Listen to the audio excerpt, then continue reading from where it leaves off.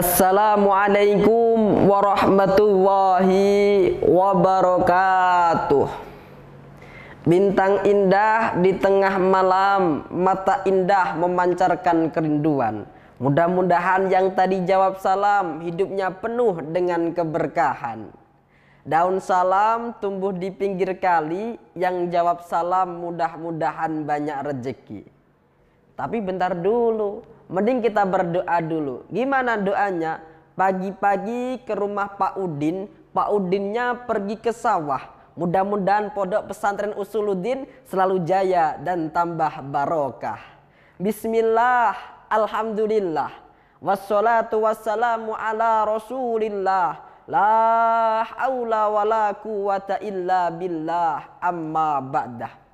Kepada dewan juri yang arif dan bijaksana, jajaran para panitia yang selalu tersenyum bahagia, tak lupa hadirin wal hadirat sebangsa, seagama, setanah air yang dirahmati oleh Allah.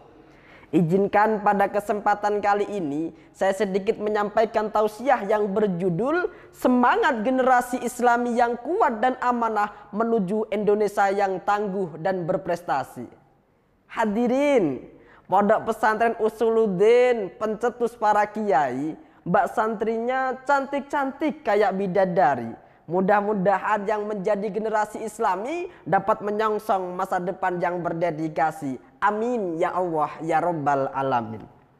Hadirin yang dirahmati oleh Allah, generasi Islami adalah generasi yang menjadikan Al-Quran sebagai pedoman hidupnya. Generasi yang meyakini isi Al-Quran, membaca serta memahami makna yang terkandung di dalamnya.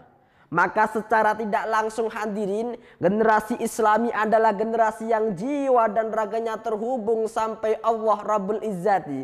Generasi yang menjadi garda terdepan perihal keislaman. Generasi yang cinta akan ilmu pengetahuan. Generasi yang menjadi pondasi peradaban. Dan generasi yang mampu menciptakan kesejahteraan dan kedamaian dalam nilai-nilai kebangsaan, keagamaan, ataupun masalah kemanusiaan.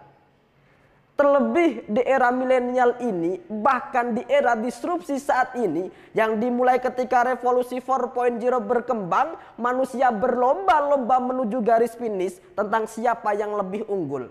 Baik dari sektor ekonomi, sektor teknologi, ataupun bahkan dari sektor agama sekalipun. Inilah jawaban bahwasanya generasi Islami tidak hanya ilmu pengetahuan yang dibutuhkan, namun juga ketakwaan harus diperhitungkan.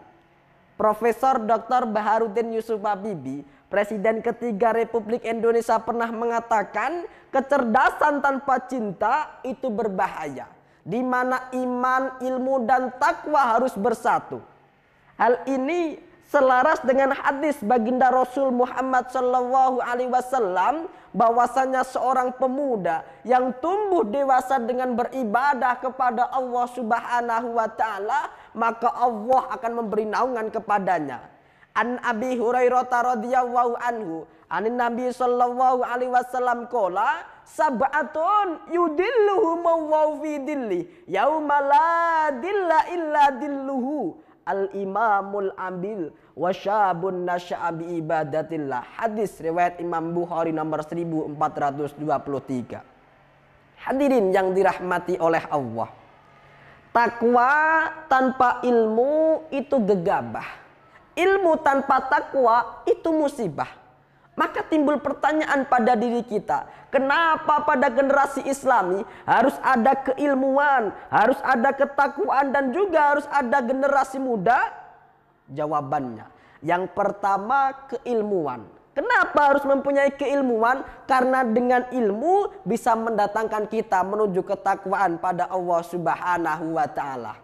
Di dalam kitab Ta'limul Muta'alim, Sahifah ke-6, baris kedua, karangan Syekh Al-Alim Al-Alamah Syekh Azharnuji pernah mengatakan, innama syarful ilmi likaunihi wasilatan ila taqwa. Begitu pentingnya ilmu, karena ilmu bisa mendatangkan kita menuju ketakwaan pada Allah Subhanahu wa Ta'ala. Yang kedua, generasi muda. Kenapa harus generasi muda? Karena generasi muda selalu menjadi tolak ukur, selalu menjadi tulang punggung untuk menyongsong masa depan, baik dalam kenegaraan, kebangsaan, ataupun masalah-masalah keislaman. Hal inilah yang menjadikan pepatah Arab mengatakan syubbanul yaum rijalul ghad. Pemuda hari ini adalah pemimpin di masa yang akan datang. Lalu apa hubungannya generasi muda, keilmuan dan juga ketakwaan?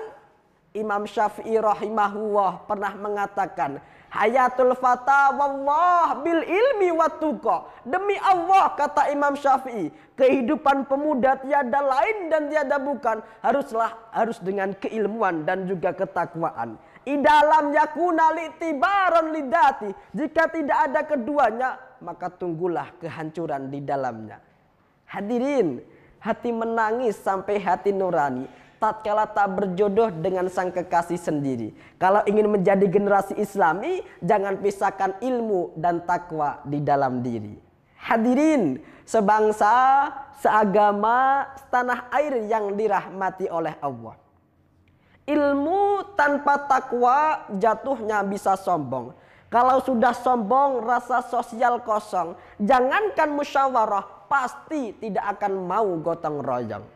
Berbeda kalau ilmu didasari dengan takwa, maka akan diangkat derajatnya oleh Allah Subhanahu wa taala. Mana buktinya? Di dalam Al-Qur'anul Karim surat Al-Mujadalah ayat 11 Allah berfirman, Bismillahirrahmanirrahim. Yarfa'illahul ladina amanu minkum walladina utul ilma darajat.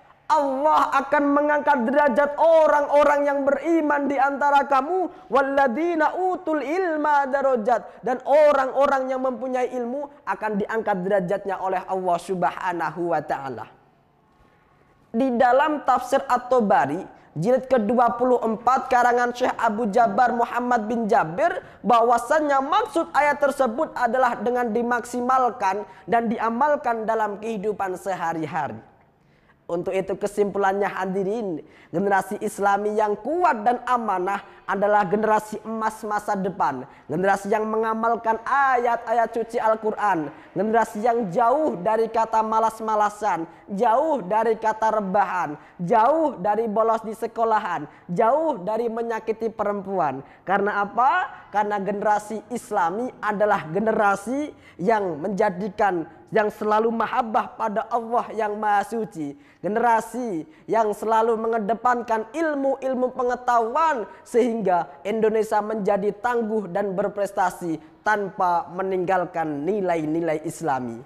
Semoga apa yang saya sampaikan bermanfaat untuk kita semua. Amin ya Allah ya Rabbal Alamin. Sekian yang bisa saya sampaikan, kurang lebihnya girl about a 10. I should fuck her in the Benz.